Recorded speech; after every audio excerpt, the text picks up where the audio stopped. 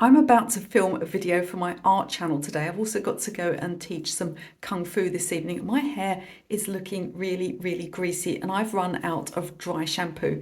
Now, I used to buy dry shampoo from one of those natural health places. I'll explain later on why I don't get on with those spray ones that you get. I do like the powder ones though, but it was always very expensive. So I learned to make my own. Today, I'm going to show you how to do that. So let's get started. So for today's recipe, I'm going to make a very small amount of dry shampoo, and that's simply because I keep it in this little pot which used to have some face cream in, and it's a very small pot.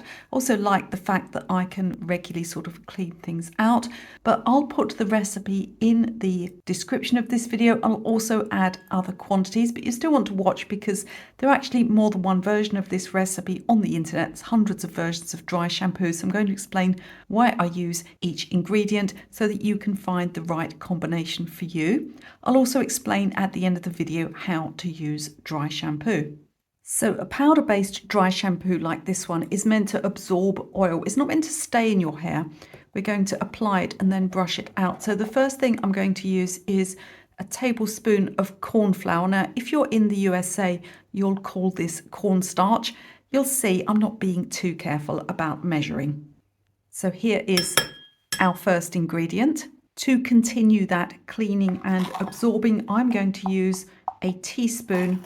So we had a tablespoon of cornflour. Now I'm using a teaspoon of bicarbonate of soda. If you're in the USA, you will call this baking soda. So we're going to pop that in as well. Some recipes use a 50-50 ratio. I tend to think the cornflour is a little bit more gentle, so I'm going to use more of that. Now, I don't know about you, but I don't actually want my hair to look white. So I'm going to use some of this cacao powder, which is basically just cocoa without all the additives. And I am going to put this in like so.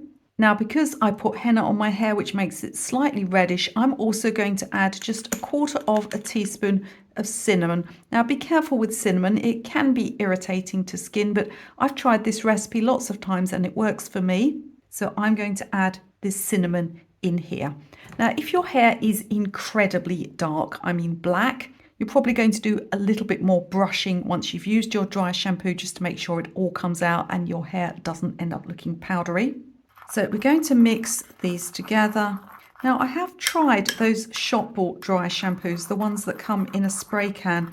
I think they must be shockingly bad for the environment, and I just find, well, they didn't work for one thing, but I also find that they just don't last, 3 or 4 uses, and it seems like the whole can is gone.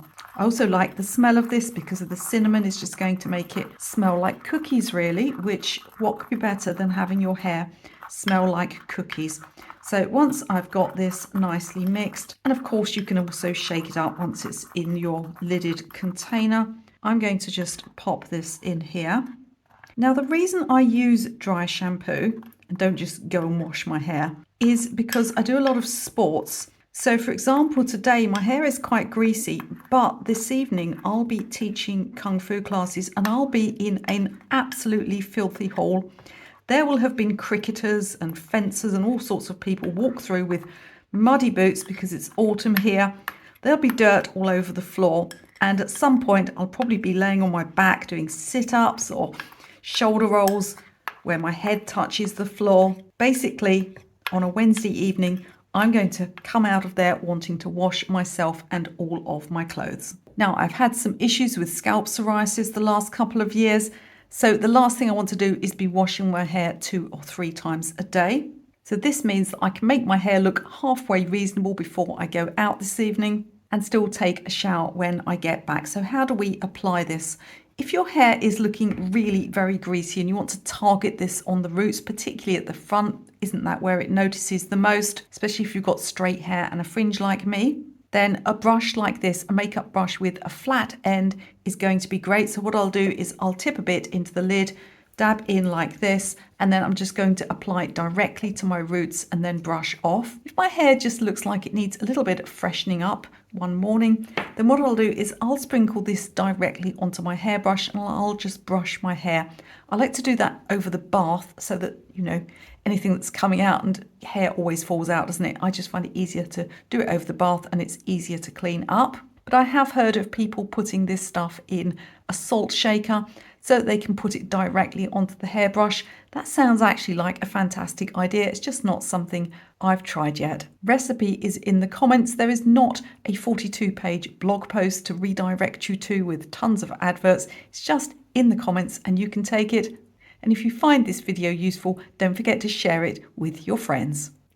Remember, always be kind to yourself, be kind to other people, and most importantly, be kind to animals. That way you too will stay fully approved by cats.